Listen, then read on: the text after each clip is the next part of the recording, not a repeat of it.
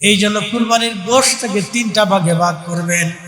নিজের জন্য একটা ভাগ, আত্মীয়ের জন্য আর একটা ভাগ, গরিবদের জন্য আর একটা ভাগ আপনি বরাদ্দ করবেন। নিজে খাবেন, নিজের আত্মীয় স্বজন প্রতিবেশীদেরকে দিবেন এবং গরিব মানুষের জন্য একটা বরাদ্দ করবেন। যদিও কাজ মুস্তাহাব, কিন্তু আন্তরিকতা যদি আপনি ধরেন, যদিও কাজ মুস্তাহাব, সব গোশত যদি একা খেতে চান খেতে পারে, নিষেধ নেই। কিন্তু কুরবানি তো দিছেন আল্লাহর জন্য, তো আল্লাহর জন্য দিয়ে যদি গরিব মানুষই কুরবানির গোশত আপনার কাছ থেকে না পাইল, তাহলে আপনি আল্লাহর জন্য দেন না, আপনার পেটের জন্য দিচ্ছেন। সাহাবীরা বলেন, ইয়া রাসূলুল্লাহ, কুরবানি কি? আমরা কেন কুরবানি করব? নবীজি জবাব দিলেন, সাহাবীরা রে, এই কুরবানি হলো ইব্রাহিম আলাইহিস সালাতু ওয়াস সালামের সুন্নাত। সাইয়েদুনা ইব্রাহিমের সুন্নাত হচ্ছে কুরবানি।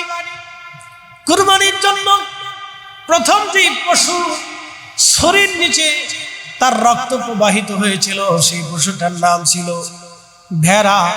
আল্লাহর বেহেশত থেকে এই দুম্বাটা নিয়ে আসা হয়েছিল। দুম্বা 40 বছর পর্যন্ত দুম্বাটা বেহেশতের ভিতরে ঘাস খেয়ে খেয়ে বড় হচ্ছিল।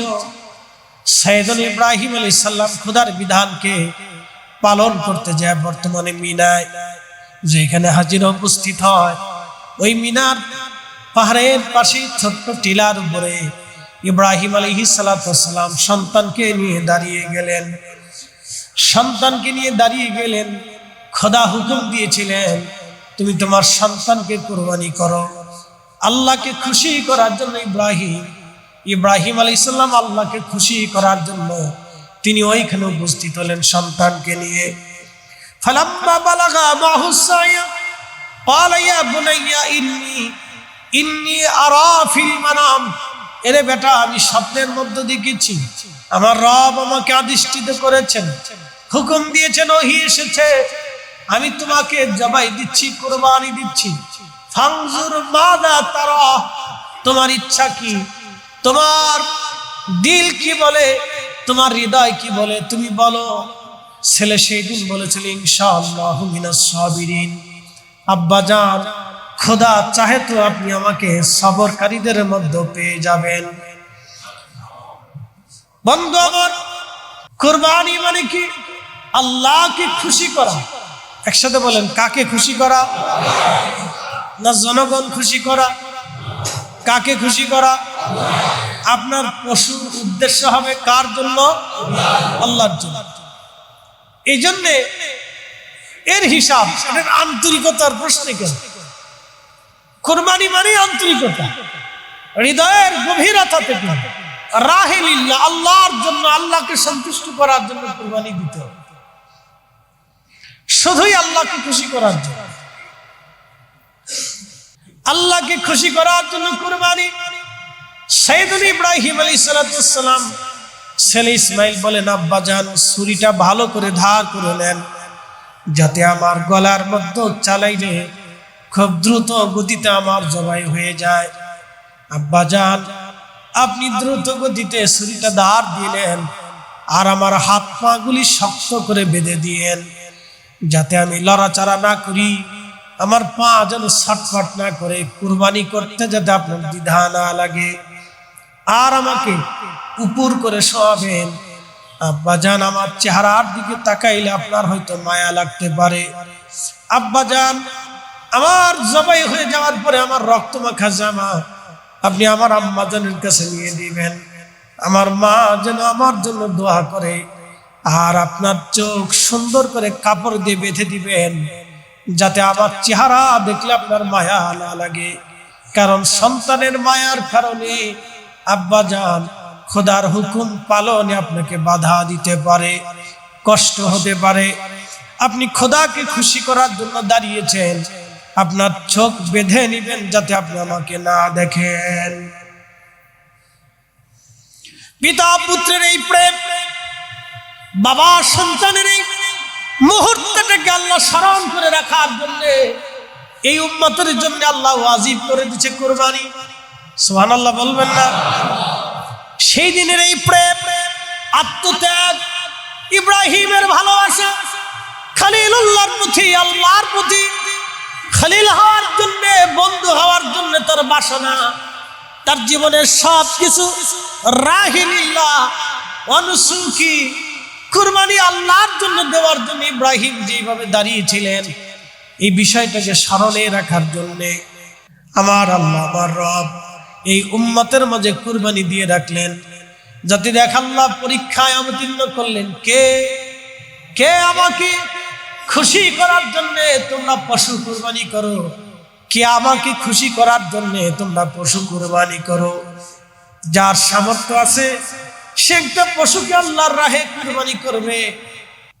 মক্কা শরীফে মাকাম ইব্রাহিমে কেউ যদি বসে 2 রাকাত নামাজ পড়ে, দাঁড়িয়ে 2 রাকাত নামাজ শেষ করে আল্লাহর দরবারে হাত বাড়ায়, আমার আল্লাহ হাজির দোয়া মাকাম ইব্রাহিম থেকে ফিরায় দেন না। যদি মদিনাতুল মুনাওয়ারায় যে রিয়াজুল জান্নাতে বসে 2 রাকাত নামাজ পড়ে কেউ যদি হাত বাড়ায়, হাজির দোয়া আমার আল্লাহ ফিরান না। এই জন্য যদি ফরজ হয়ে যায় হজ, দেরি করা যাবে না, তাড়াতাড়ি যাওয়ার জন্য ব্যাকুল হয়ে যাবেন। যদি হজে যাওয়ার সামর্থ্য এসে যায় তাহলে দেরি করার সুযোগ নাই, কোনো দেরি করা যাবে না। আল্লাহ রাসূল আল্লাহর নবী বলেছেন, আমার উম্মতের আরে কাবা শরীফে এসে আল্লাহর ঘরের চারপাশে তাওয়াফে রত হয়ে কেউ যদি লাব্বাইক আল্লাহুম্মা লাব্বাইক বলে বলে স্লোগান দিতে থাকে, আমার রব আমার আল্লাহ খুশি হয়ে ওই তাওয়াফ করি বান্দাদের জীবনের সমস্ত গুনাহগুলি আল্লাহ মাফ করে দেন।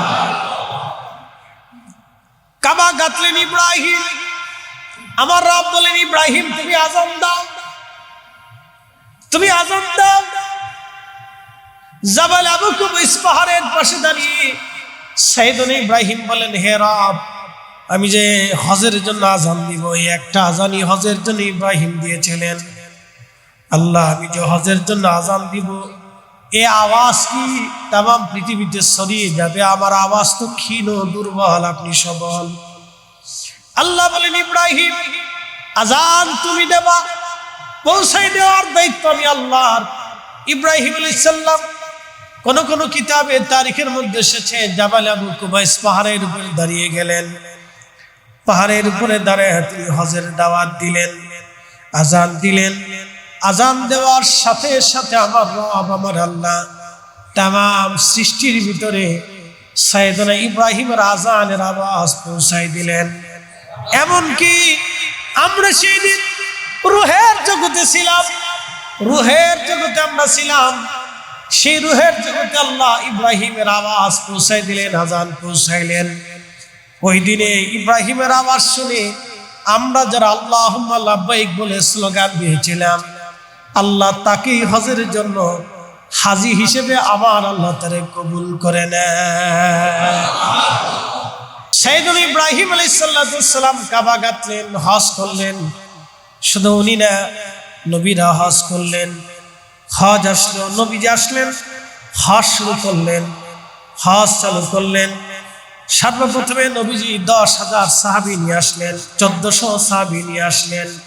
এরপরে নবী মক্কা বিজয়ে 10,000 সাহাবী নিয়ে এসে মক্কা বিজয়ের পরে নবীজি হজ ওপেন করে দিলেন। কাবা শরীফের ভিতরে 360টি মূর্তি রাখা ছিল, সব নবী আমার ভেঙে দিলেন, সব ভেঙে চুরমার করে পরিচ্ছন্ন করে ওই ঘরের চারপাশে নবীজি হজে বাইতুল্লাহর বিধান চালু করে দিলেন। মানুষেরা ইসলামিক আইন অনুযায়ী, খোদার বিধান অনুযায়ী, নবীর সুন্নাত অনুযায়ী তারা হজ শুরু করলেন। রাখা হয়েছে মুস্তাহাব, দিবেন কি দিবেন না আপনার ইচ্ছার উপরে, কিন্তু আন্তরিকতা, ত্যাগ। আপনি আল্লাহর জন্য যেহেতু কুরবানি দিছেন, তাহলে আল্লাহর জন্য দিলে গরিবের একটা অংশ গরিব পাবেই, এটা আপনি রাখতে পারবেন, ওটা গরিবকে দিয়ে দেন। আত্মীয়স্বজন যেটা পাবে ওটা আত্মীয়কে দিয়ে দেন, যদিও মুস্তাহাব, সব রেখে দিতে পারেন, কিন্তু আল্লাহ তো আপনার অন্তর দেখবে, আল্লাহ অন্তর দেখবে। বলে, হুজুর এটা ফরজ করলেন না কেন? ফরজ করলে তার পরীক্ষা হইতো না, ফরজ করলে পরীক্ষা তো হইল বান্দা কি করে এটা দেখ আমার বান্দার কুরবানিটা কি নিজের পেটের জন্য হবে না গরিবের জন্য হবে না সে সমবন্টন করে কিনা তার ভিতরে আছে কি অনুসুকি আমি আল্লাহর জন্য সে কুরবানি দেয় কিনা না গোশতের জন্য দেয় না দুনিয়ার মানুষের দেখানোর জন্য দেয় সেটা আমি দেই এই জন্য পশু কুরবানি এটার একটা উদ্দেশ্য ওই যে ইব্রাহিম আলাইহিস সালামের স্মৃতি স্মরণ থাকে বাবার এবং সন্তানের সেই সময়ের আত্মত্যাগ বুঝতেছেন সন্তান ইসমাইল আলাইহিস সালামের কুরবানির বেলায় কিন্তু তার ত্যাগ কম ছিল না সে বাবার উত্তর কি দিছে বাবা বলতেছে ফানজুর মাদা তোরা বলো বেটা তোমার মনের আক্ষেপ কি আছে আমি তো তোমার কুরবানি দেব তো তোমার মতামতটা কি আমরা এমন এক সমাজে বাস করি যে সমাজে সন্তান পিতাকে পিটিয়ে মারে আমরা এমন এক রাষ্ট্রে বাস করি এমন এক মুসলিম মিল্লাত হতভাগা ছোট্ট শিশুরা আমাদের থেকে আজকে নিরাপত্তা নাই কি কথা কর না কেন এ জাতি মানুষ কবে হবে এ জাতি মানুষ কবে হবে জাতি রাষ্ট্রের উচিত হচ্ছে আমি মনে করি এখন সময়ের দাবি রাষ্ট্রের উচিত যদি ইসলামী ব্যাংক সাধারণ ব্যাংকের সাথে যদি ইসলামী ব্যাংক থাকে মসজিদের পাশে যদি একই গ্রামে মন্দির থাকে যদি একই দেশে নামাজওয়ালা নামাজ পড়ার সুযোগ থাকে পূজা করনেওয়ালা পূজা করার সুযোগ থাকে যদি একই দেশে ইসলাম নন ইসলাম পাশাপাশি থাকে তাহলে অবশ্যই একই দেশে এই সেকুলার আদালতের পাশে আমরা দাবি করি অবশ্যই একটা ইসলামী শরিয়ার আদালত প্রয়োজন অবশ্যই ইসলামী শরিয়ার একটা আদালত প্রয়োজন দেখি মানুষ কোন আদালতে নেই বিচারের জন্য যায় মানুষ যে আদালতে যাবে সেই আদালত সেই বিচার করবে কি কথা ঠিক আছে সেকুলার আদালতের পাশে একটি ইসলামী শরিয়ার আদালত দরকার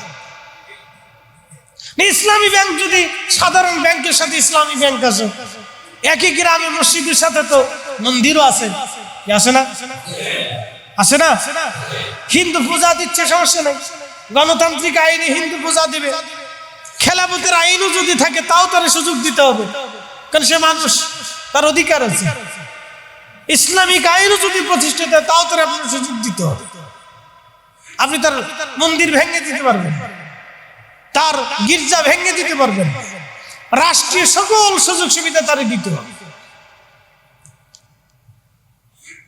তাহলে গণতান্ত্রিক আইনে আমরাও চাই এই আদালতের পাশে একটা ইসলামী শরিয়ার আদালত দিয়ে দাও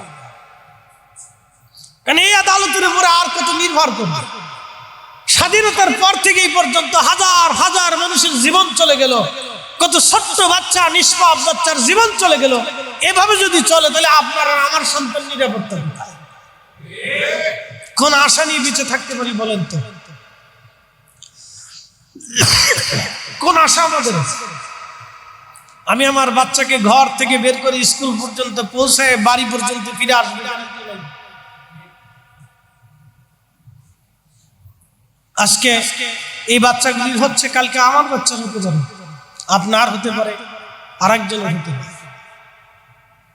আসলে সমস্যা কি জানেন মূল দেশে আমাদের প্রধান এখন সমস্যা হচ্ছে মানুষের সাইকোলজিক্যাল এক ধরনের প্রবলেম হয়ে গেছে এক নম্বরে পর্নোগ্রাফি আমাদের যুবকরা প্রচুর পরিমাণে ইউটিউবে বেহায়াপনা দেখে ওটা দেখার পরে তাদের মস্তিষ্ক নষ্ট হয় আল্লাহর কসম করে বলি রাষ্ট্রের দায়িত্ব এখন এই সমস্ত পর্নোগ্রাফি টিকটক হাবিজাবি যাহা আছে রাষ্ট্রের উচিত হচ্ছে এইগুলি একেবারে বন্ধ করে দেওয়া না করলে আগামী প্রজন্ম ধ্বংস হয়ে যাবে বন্ধ করতেই হবে রাষ্ট্রের উচিত যদি দেশ বাঁচাইতে হয় তাহলে এক নম্বর বন্ধ করতে হবে দুই নম্বর মাদকের সাথে যারা জড়িত আছে নেশা যারা বিক্রি করে ওদেরকে দাফন করতে হবে যারা নেশা খায় এদেরকে দাফন করতে হবে এদেরকে যাবজ্জীবনের জন্য জেলখানায় দিয়ে দিতে হবে ওরা ফ্রি খাওয়ানোর দরকার নেই ওরা যাবজ্জীবনের জন্য জেলখানায় দিয়ে দেন মরে থাকবে ও দেশের কি সমাজ ধ্বংস করে দিচ্ছে রাষ্ট্র ধ্বংস করে দিতেছে শুধু আপনি শিশু রামিসা দেখতেছেন রামিসার আগে আসিয়া চলে গেছে আসিয়ার পরে আর কত কালকে দেখছি গফর গায়ে ময়মনসিংহের একটা বাচ্চারে ভুট্টা ক্ষেতের ভিতরে মেরে রাখছে, 6-7 বছরের বাচ্চা। চট্টগ্রামে এরকম অবস্থা হচ্ছে। এটা কেন হচ্ছে? Psychological problem. কেউ নেশাগ্রস্ত, আর নয় পর্নোগ্রাফিতে আসক্তি। আপনি কল্পনাও করতে পারবেন না, সেই অমানুষ হয়ে আপনার পাশ দিয়ে ঘুরতেছে, মানসিক কোনো চরিত্র নাই তার ভিতরে, অমানুষ হয়ে যাচ্ছে। আপনি ভাবলেও ভাবতেই মাথা হেঁটে আসবে। যেন রাষ্ট্র উচিত এগুলি এখনই বন্ধ করা, তা নাহলে আমাদের সমাজ এবং রাষ্ট্র আগামী দিনের জন্য ধ্বংস হয়ে যাবে। আপনার সন্তান নির্বাদ হয়ে যাবে, আমার সন্তান নির্বাদ হয়ে যাবে। নেশায় দেশটাকে দাফন করতে হবে, কবর দিতে হবে। যারা নেশা বিক্রি করে ওদেরকেও কবর দিতে হবে, তাছাড়া আপনি বাঁচাতে পারবেন না। এই জন্য এই আদালতের পাশাপাশি একটা ইসলামী আদালতের দরকার। তারপরে এগুলি কিছুটা হলেও আশা করা যায়, আর না হলে রাষ্ট্রকে আরো কঠিন হতো, কোন সার হবে বা বলে কঠিন হতো, সরাসরি কঠিন হতো। কারণ 18 কোটি দেশের মানুষ, এদেশের খাদ্য স্বল্পতা, রাজনৈতিক অস্থিরতা, প্রাকৃতিক দুর্যোগ, সম্পদের স্বল্পতা, জমিনের স্বল্পতা, শস্যের স্বল্পতা, তারপরে আপনার এদেশে লক্ষ লক্ষ মানুষ বেকার, আয় উন্নত, জিডিপি কম, আমাদের মাথা পিছু আয় খুব কমে যাচ্ছে, জিডিপিও কমে গেছে। তো এর ভিতরে মানুষের অনেক ধরনের সাইকোলজিক্যাল প্রবলেম আসে, নানান সমস্যা আসে মানুষের। তো এই সমস্যা থেকে এগুলি ধীরে ধীরে উৎপত্তি হয়। মারামারি লাগছে, খুন করে দিতেছে, ছোটখাটো বিষয় নিয়ে মারামারি লাগছে, বাপ ছেলের মেয়ে। কালকে একটা দেখলাম বরিশালে নিজের বাবা ছোট্ট মেয়েকে হত্যা করছে, মেরে ফেলে দিচ্ছে, নেশাগ্রস্ত। স্বামী স্ত্রীকে মারতেছে, স্ত্রী স্বামীরে মেরে ফেলতেছে, নেশাগ্রস্ত। এই জন্য সমাজ অন্ধকারে নিমজ্জিত, বাঁচতেছেন আপনি, বেঁচে যাবেন না। পাশের গ্রামে যদি আগুন লাগে, তাহলে ওই গ্রামের আগুন আপনার গ্রামে হলো আঁচ লাগে। পাশের গ্রাম যদি পুড়ে যায়, তাহলে ওই গ্রামের এফেক্টস, প্রতিক্রিয়া আপনার দেশে এসে যায়। দেখেন রোহিঙ্গাদের দেশে মায়ানমারে আরাকানে যুদ্ধ লাগছে, ওই যুদ্ধের ঝামেলা কিন্তু আমাদের দেশকে কমাইতে হচ্ছে। লক্ষ লক্ষ রোহিঙ্গা আমাদের দেশে আসার পরে, তারা মানুষ, তাদেরকে আশ্রয় দেওয়া হয়েছে, কিন্তু এত পরিমাণে রোহিঙ্গা আসার পরে রোহিঙ্গাদের মাধ্যম দিয়ে যে পরিমাণে মাদক দেশে পাচার হয়েছে, গ্রামে গ্রামে, মহল্লায় মহল্লায়, বাড়িতে বাড়িতে, গ্রামের মানুষ যাহাকে জানতো না, নাম জানতো না, সেই গ্রামের ছেলেরা, এই 8-10 বছর 12 বছর ছেলেরা এখন বাবা খায়, গাঁজা খায়। আপনি গা হিম হয়ে আসা। এই জন্য আমাদের সতর্ক হতে হবে। কুরবানির আলোচনা করতে করতে অনেক দূর পর্যন্ত গেছি। ত্যাগ, আত্মত্যাগ। কুরবানি মানে আত্মত্যাগ। একটা আপনি পশুর মাধ্যমে আত্মত্যাগ করলেন, আর একটা হচ্ছে এই নফসের আত্মত্যাগ, নফসের ত্যাগ।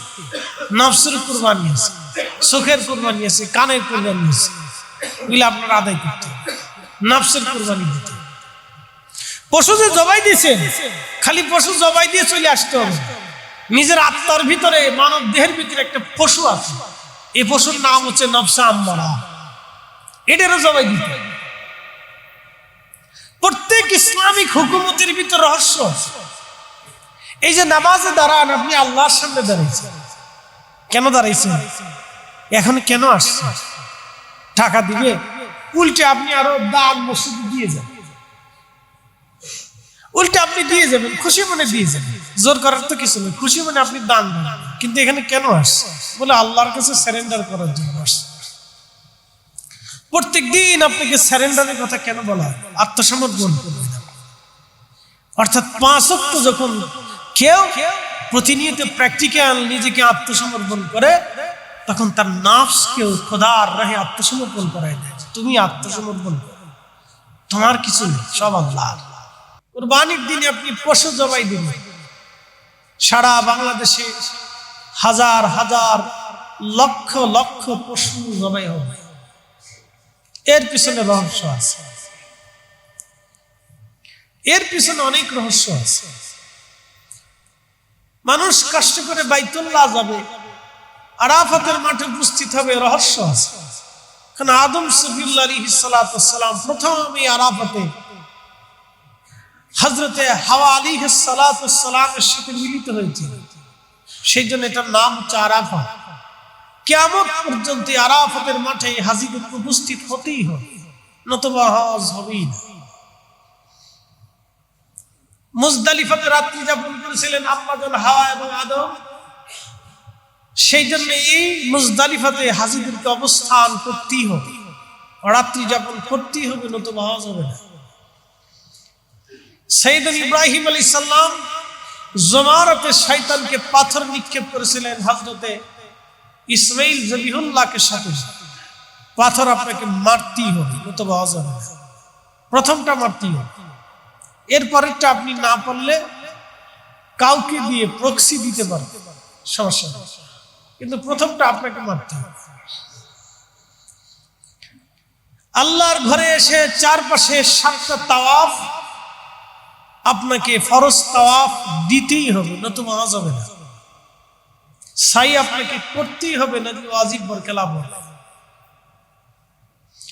তো প্রিয় উপস্থিতি, এই সব কিছুর একটা রহস্য আছে। আল্লাহর সৃষ্টি সূর্য ওঠা থেকে ডোবা পর্যন্ত রহস্য আছে।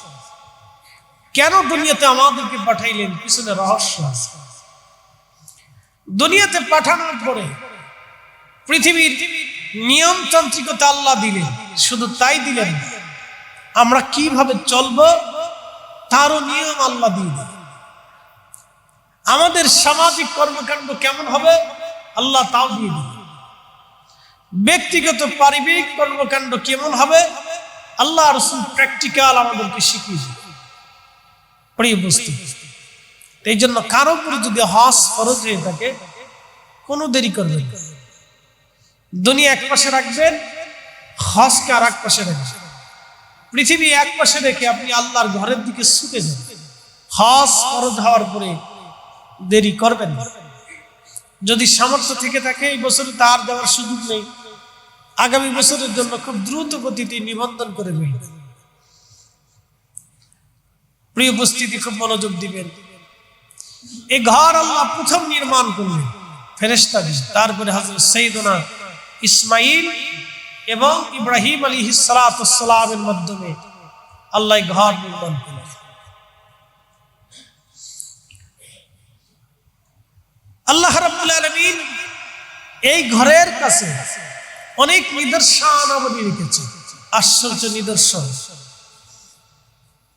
তার ভিতরে একটা মাকামে ইব্রাহিম, ইব্রাহিম আলাইহিস সালামের মাকাম। যারা হজে গেছেন তারা দেখেছেন ইব্রাহিম আলাইহিস সালাতু ওয়াস সালামের সেই পায়ের ছাপ পাথরের ভিতরে এখনো বিদ্যমান আছে। ওই পাথরের উপরে কদম রেখে পা রেখে ইব্রাহিম আলাইহিস সালাম কাবা শরীফের পাথর নির্মাণ করতেন, গাঁথতেন। তো গাঁথতে গাঁথতে উঁচু হয়ে গেল, আরো উঁচু করতে হবে, কারণ সীমানা তো আল্লাহর দেওয়া। সীমানা কিন্তু ইব্রাহিম আলাইহিস সালামের দেওয়া না, সীমানা কার দেওয়া? কাবা শরীফের সীমানাটাও আল্লাহর দেওয়া। এবং এর উচ্চতাও কতটুকু হবে? ইব্রাহিম আলাইহিস সালামকে ওটাও আল্লাহ দিয়ে দেবে। তো গাঁথতে গাঁথতে গাঁথতে গাঁথতে উঁচা হয়ে গেল। উঁচা হয়ে যাওয়ার পর ইব্রাহিম আলাইহিস সালাম লাগল পান ইসমাঈল জবিহুল্লাহ তিনি একটা পাথর নিয়ে আসলেন। সেই পাথর, যে পাথরটা এখনো কাবা শরীফের পাশেই কাছের হুজরা তৈরি করে, অর্থাৎ ঘর তৈরি করে এখনো সেই পাথরটাকে সংরক্ষণ করে রাখা হয়েছে। তাওয়াফের সময় হাজিরা ওইখানে যায়, অনেকে দেখে, অনেকে ওটার উপরে চুমা দেয়, অনেকে দাঁড়ায়। তো সেই পাথরের উপরে ইব্রাহিম আলাইহিস সালামের পায়ের দাগ অবশিষ্ট, কিন্তু জুতার দাগ নেই, পায়ের দাগ। এর অর্থ কি জানেন? তিনি কাবা যখন গেঁথেছিলেন তখন পায়ে কোনো জুতা ছিল না, খালি পায়ে কাবার সম্মানে তিনি আল্লাহর ঘর নির্মাণ করেছিলেন। একসাথে বলা যাবে না সুবহানাল্লাহ? একসাথে বলেন, কি পায়ে? জোরে বলেন। খালি পায়ে কাবার আল্লাহর বাইতুল্লাহ নির্মাণ করেছে। এখান থেকে অনেক কিছু বুঝে নিন। এই জন্য মসজিদে ঢোকার সময় আপনারা সাধারণত জুতা বাহিরে রেখেই তারপরে আসেন। কিন্তু দুঃখের বিষয়, আমাদের ভেতরে এক শ্রেণীর ভাইরা ফতোয়া দিয়ে হারাম শরীফের ভিতরে জুতা ঢুকিয়ে দিচ্ছে। মনে কিছু নিবেন না, দুঃখজনক। আমি নিজে দেখেছি হারামের ভিতরে জুতা পাইতে নামাজ পড়তেছি। তাহলে জুতার দাম বেশি না নামাজের দাম বেশি? আমি বুঝি না। জুতার দাম বেশি না আল্লাহর সামনে দাঁড়ানোর ইজ্জতের দাম বেশি? আমি তাও বুঝি না। এটা কিসের নামাজ, কেমন নামাজ হলো আমি তাও বুঝি না। এই জন্য জুতা পাইতে নামাজের হাদিস আপনাকে দেখাইলেই মানা যাবে না, রহস্য আছে। কোন কারণ, বিশিষ্ট কারণে রাসূল করিম হয়তো দুই একবার পড়লে পড়তে পারেন, এরকম হাদিস থাকলে থাকতে পারে, কিন্তু সবসময় না। আল্লাহর নবী জীবনে একদিন দাঁড়িয়ে পেশাব করেছিলেন। এখন আপনি যদি চিন্তা করেন সারা জীবন দাঁড়ায় মুতবেন, তাহলে কেমন হয়? বলে রাসূল পেশাব করেছেন, তো নবী করেছেন বিশেষ কারণে তো করেছেন। যদি রাসূল ওই সময় না দাঁড়াইতেন তাহলে আপনাকে কোনোদিনও দাঁড়ায় পেশাব করার সুযোগ ছিল না, অসুস্থ হলেও। আল্লাহ রাসূল ওই সময় দাঁড়িয়ে ছিলেন, ওইখানে ময়লা ছিল, ময়লা থেকে নিজেকে হেফাজত করার জন্য দাঁড়িয়েছেন। এই জন্য বিশেষ প্রয়োজনে আপনাকে দাঁড়িয়ে পেশাব করার একটা রুখসত শরীয়ত আল্লাহ রাসূল রেখে দিয়ে গেছে। নামাজের সহু সিজদা, সহু সিজদার ভুল ধরে যদি মনে করেন যে রাসূলের ভুল হতো, তাহলে কোরআনের উপর প্রশ্ন আসবে। মনে রেখে, কোরআনের উপর প্রশ্ন আসবে যে রাসূলের ভুল হতো, ভুল না হলে সহু সিজদা কেমনে হলো? মগজ এতটাই দুর্বল, সে বুঝে না যে রাসূলের ভুল ধরা মানে কোরআনের ভুল ধরা। কারণ কোরআন পাহাড়ে নাজিল হয়নি, নবীর কালবে নাজিল হয়েছে। কথা ঠিক কি না? কোরআন রাসূলের কালবে নাজিল হয়েছে, পাহাড়ে হয়নি। নবীর ভুল ধরাই মানে আল্লাহর কোরআনের ভুল ধরা। এই জন্য রাসূলের ভুল ধরা যাবে না। সহু সিজদা নবী ভুলে গেছেন না, নবীকে ভুলিয়ে দেওয়া হয়েছে। কেন? ভুলিয়ে যদি না দিতেন তাহলে সহু সিজদার মতো এরকম সুন্দর ব্যবস্থা আপনি পেতেন। তাহলে আমি নামাজ ভুল করে ফেলছি, আবার নামাজ ছেড়ে দিয়ে বলা হতো আপনারা আবার দাঁড়ান, আমার ভুল হয়ে গেছে। অথবা আপনি ভুল করেছেন, কোটি কোটি উম্মত নামাজে ভুল করে ফেলে, তাহলে আবার নামাজ ছেড়ে দিয়ে দুহরে আবার নামাজ করতে হবে। এই জন্য সহু সিজদা দিয়ে আপনাকে নামাজ দোহরাইয়া না পড়াইয়া সহু সিজদার মাধ্যম দিয়ে নামাজকে সহজ করে দেওয়া হয়েছে। নবীর ভুল ছিল না, ওনাকে ভুলিয়ে দেওয়া হয়েছে। নবী কখনো ভুল করতেন না। নবী যদি ভুল করতেন তাহলে কোরআনের ভিতরে সন্দেহ, মনে রেখে। এই জন্য এই স্থানে কেউ যদি হাত দেয় তাহলে সর্বনাশ। প্রিয় বস্তু, খুব মনোযোগ দিবেন। হাত যে বইতেন, সেই দিন ইব্রাহিম আলাইহিস সালামের সেই মাকাম এখন আছে, মাকাম ইব্রাহিম।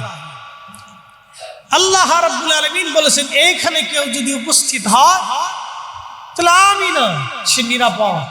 একসাথে বলবেন না সুবহানাল্লাহ। সে কি নিরাপদ, আল্লাহ তারে মাফ করে দেন। আসতে বললেন কেন? আরো জোরে বলেন। কে মাফ করে? কে মাফ করে? আল্লাহ তারে মাফ করে। ওইখানে কেউ যদি হাত বাড়ায়, মাকাম ইব্রাহিম থেকে কারো দোয়া ফেরত আসে।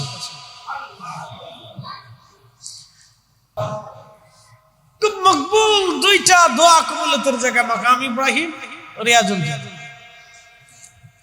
এখানে ইব্রাহিম আলাইহিস সালাম কাবা গাচ্ছেন, এই জন্য ওনার জন্য একটা মাকাম আল্লাহ রেখে দিয়েছে, কানা আমিনা। এটা নিরাপদ জায়গা।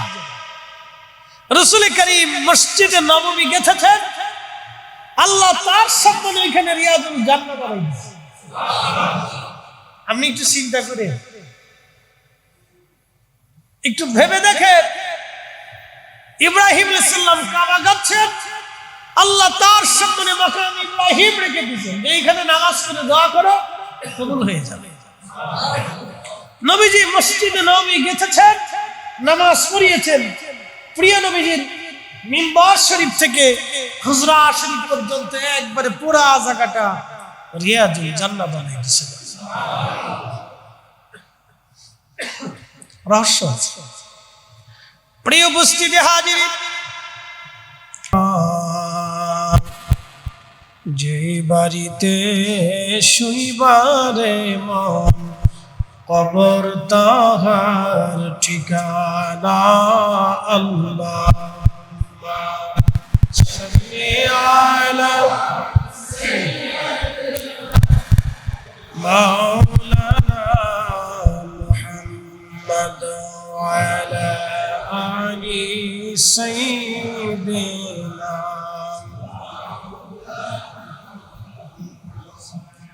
بلغ العلا بكماله كشف الدجى بجماله حسنت جميع خصاله صلوا عليه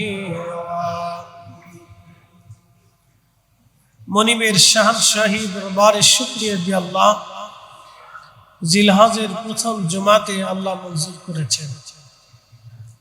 সেই জন্য আল্লাহর আসমানে শুকরিয়া আদায় করে একসাথে বলি আলহামদুলিল্লাহ। শুকরিয়া আদায় করে সেই রবের আসমানে যিনি শ্রেষ্ঠতম নবী, সর্বকালের সর্বশ্রেষ্ঠ মহামানব, ইমামুল মুরসালিন রাহমাতুল লিল আলামিন, সাইয়্যিদুল কাওনাইন ওয়াস সাকালাইন, আল্লাহর সৃষ্টির শ্রেষ্ঠ নবীর উম্মত অনুসারী হিসেবে আল্লাহ পছন্দ করেছেন। সেই জন্য আল্লাহর আসমানে আমরা আবার শুকরিয়া আদায় করে বলি আলহামদুলিল্লাহ। এই পবিত্র মাসে আমাদের জন্য দুইটা খুব গুরুত্বপূর্ণ ইবাদত আল্লাহ রেখে দিয়েছে, এবং এই দুইটাই ইবাদত অর্থনীতির সাথে সম্পৃক্ত। একটা হচ্ছে বাইতুল্লাহ, হজ্জে বাইতুল্লাহ, আল্লাহর ঘরে হজ। দ্বিতীয়ত হচ্ছে আল্লাহর রাহে কুরবানি করা। এই দুইটাই আমাদের অর্থনীতির সাথে সম্পৃক্ত। বিত্তশালী যারা, সমাজে রাষ্ট্রে যারা অর্থনীতিতে স্বাবলম্বী থাকবে, তারা এই দুইটি ইবাদতকে প্রত্যক্ষভাবে আদায় করতে হবে। তো হজ্জে বাইতুল্লাহ, যে ব্যক্তি হজে সফরের যাবতীয় সামগ্রী, অর্থ এবং হারামাইন শরীফাইনে অবস্থান করা এবং সেখানে অবস্থান করে হজ আদায় করে ফিরে আসার পর্যন্ত যে পরিমাণে অর্থ সম্পদের প্রয়োজন হয়, ঋণ মুক্ত রেখে এবং তার পরিবারের সেই দিন পর্যন্ত ভরণ পোষণ রেখে যদি সামর্থ্যবানী হয়, বিত্তশালী হয়, তাহলে তার জন্য জীবনে একবারের জন্য হলো হজ আদায় করা ফরজ। আল্লাহ রাসূল বললেন যে হজ সামর্থ্য থাকার পরেও আল্লাহর ঘরে আসলো না, সুযোগ থাকার পরে যে আসলো না, সে ইহুদি হয়ে মরুক অথবা নাসারা হয়ে মরুক, তাতে আল্লাহর কোনো জিম্মাদারি। তার অর্থ হচ্ছে, কথাটা অত্যন্ত গুরুত্ব বহন করে। হজ আদায় করার লক্ষ্যে যদি আল্লাহ আপনাকে সামর্থ্য দেয়, সামর্থ্য আসার সাথে সাথে আপনাকে যেতে হবে, দেরি করাটাই ভুল। কারণ মানুষের সামর্থ্য সবসময় থাকে না। আপনারা আজকে আগামী বছরের জন্য যদি কারো সামর্থ্য এসে যায়, তাহলে আপনাকে সেই সুযোগে হজ আদায় করতে হবে। নতুবা আপনি অসুস্থ হতে পারেন, অর্থনৈতিকভাবে মন্দা আসতে পারে, আপনার অভাব আসতে পারে, শারীরিক অক্ষমতাও হতে পারে। এই জন্য সামর্থ্য আসার সাথে সাথেই আপনাকে হজ আদায় করাটা অত্যন্ত জরুরি। হজ এমন একটা নিয়ামত, এত বরকতপূর্ণ একটা আমল, অনেক কষ্টসাধ্যের একটা বিষয়। এখনকার দিনে তেমনটা পরিশ্রম নেই। মানুষ হাজিরা ফ্লাইটে করে চলে যাচ্ছে, গাড়িতে করে হারাম উপস্থিত হচ্ছে, যাওয়ার সাথে সাথে মুআল্লিমরা হোটেল দিচ্ছে, খাবার আসতেছে, এরপরে অবস্থান করতেছে, গাড়িতে করে মিনায় নিয়ে যাওয়া হচ্ছে, মিনার থেকে গাড়িতে করে আবার আরাফাতে নিয়ে যাওয়া হচ্ছে। অসুস্থ হাজিরা, দুর্বল হাজিরা আরাফাত থেকে গাড়িতে করে মুজদালিফাতে আসতে পারতেছে। শুধু মুজদালিফা থেকে হেঁটে জমরাত পর্যন্ত সে শয়তানকে পাথর মেরে আবার মিনার তাঁবুতে ফিরে যাওয়াটাই একটু কষ্টসাধ্য। মিনার তাঁবুতে অবস্থান করে পরের দিন হেঁটে সে আবার জমরাতে পাথর মেরে আবার ফিরে যাওয়া, অথবা এর ভিতরেই ফরজ তাওয়াফ করতে হেরেমে আবার উপস্থিত হওয়া, সেক্ষেত্রে গাড়িও আছে। আবার অনেকে গাড়ি না পেলে চাপের কারণে হেঁটেও আসে। এই সময়টুকুন কষ্ট, বাদ বাকি বর্তমান সিচুয়েশনে আর তেমন কষ্ট নাই। একটু সতর্ক থাকলে সে মোটামুটি করতে পারে, অসুবিধা হয় না। কিন্তু আজ থেকে 100 বছর আগের চিন্তাটা আপনি করেন। সে সময় হাজিরা হজের কঠিন পরিশ্রম শেষ করতে সুদূর পথ অতিক্রম করে আল্লাহর ঘরে উপস্থিত হতে,